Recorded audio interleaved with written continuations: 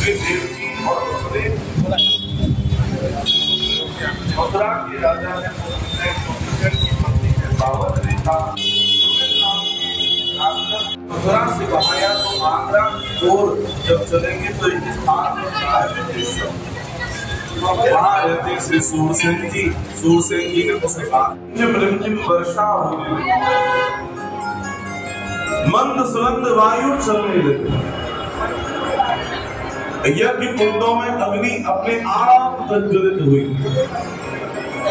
और भादों के महीने में कृष्ण पक्ष अष्टमी तिथि के दिन बुधवार रोहिणी नक्षत्र में मध्य रात्रि 12 बजे कंस के कारागृह की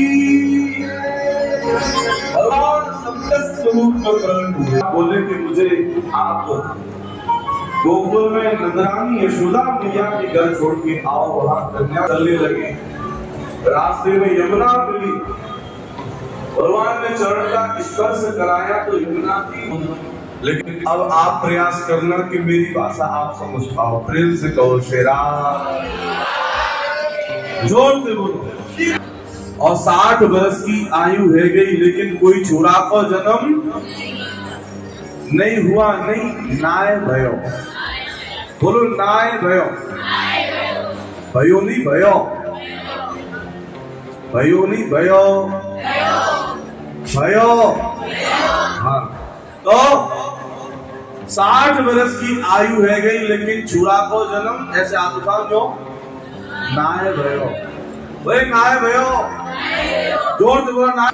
इनने एक बार ब्राह्मणन को भोजन कराए और भोजन जब कराए तो बाबा नंद से बोले कि भैया आप इनको दक्षिणा देना। समझ में आ रही? बल्ले पड़ रही है?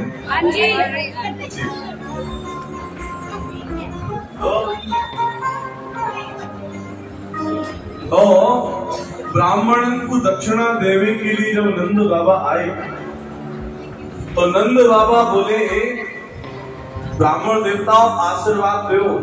और नंद बाबा ने दक्षिणा कैसे? बढ़िया तो भोजन कराओ। वो बढ़िया महाराज देसी घी में बटर लगा के पराठे हो सवेरे सवेरे, तो वो बढ़िया देसी घी के भोजन हो। और बाकी बाद में बढ़िया सो मीठो होए रसदार। फिर बाकी बाद में महाराज ब्राह्मणन को फिर दो लिफाफो। और लिफाफो कैसो होना चाहिए? वजनदार होना चाहिए। हल्का होएगा तो काम खराब है, लेकिन वजनदार सो लिफाफा हुए। फिर देखो ब्राह्मणों के आशीर्वाद, तुम्हारी 7 पीढ़ी तक को आशीर्वाद मिल जाएगा। तो महाराज ब्राह्मण ने आशीर्वाद दियो कि बाबा पुत्रवान कृष्ण पक्ष को अष्टमी तिथि के दिन तेरे यहाँ पे छोरा को जन्म दे जाए।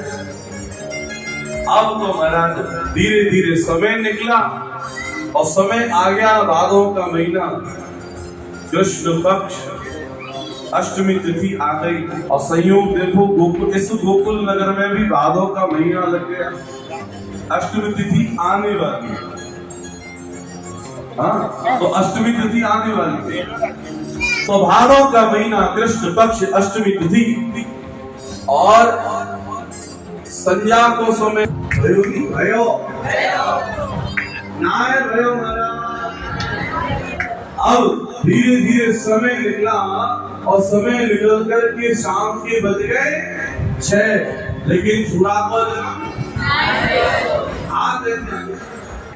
तो संध्या के बज गए 6, लेकिन छुरा को जन्म नाय भयो महाराज। और नंद बाबा गए श्री यमुना तट पे, और यमुना तट पे जाके नंद बाबा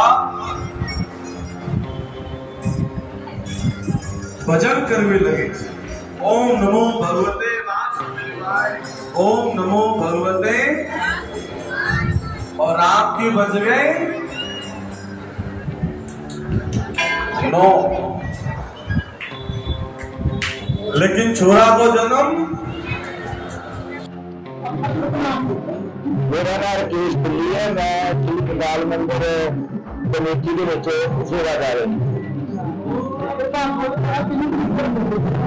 ਸਾਡੇ ਮੰਦਿਰ ਚ ਪਹਿਲਾਂ ਤਾਂ ਮੈਂ ਸਾਰਿਆਂ ਨੂੰ ਆਪਣੇ ਸ਼੍ਰੀ ਗੋਪਾਲ ਮੰਦਿਰ ਵੱਲੋਂ ਸਾਡੇ ਕੈਪਟਨ ਸ਼੍ਰੀ ਵਿਨੋਦ ਆਨੰਦ ਜੀ, ਬਾਬੂ ਕੈਲਾਸ਼ ਜੀ ਸਾਡੇ ਜਿਹੜੇ ਪ੍ਰਧਾਨ ਜੀ ਨੇ, और सारी कमेटी वालों सारे शहर वासियों ने जन्म अष्टमी ਦੀਆਂ बहुत बहुत ਵਧਾਈ देना चाहता, क्योंकि परमात्मा हर घर च खुशियां लावे। इस त्योहार के समय पे जिस परिवार च भी जो भी किसी तरह दी कमियां प्रभु सब दी कमियां पूरी तो ये जी भागवत कथा है ये असी 8 तरीक तो इतने रखी है, और शुभ भागवत कथा का जो दौरान होगा वो 14 तरीक होगा, 15 तरीक को हवन होगा, और 16 तरीक हमारा जन्माष्टमी जी प्रभु श्री कृष्ण महाराज की मनाई गई।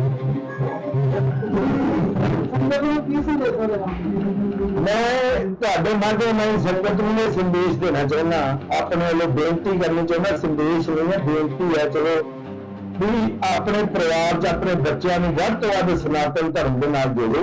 साडे धर्म के जो जो दसिया गया वो जिंदगी का सार है। ये जी श्रीमद भागवत कथा ये एक साक्षात प्रभु के रूप है।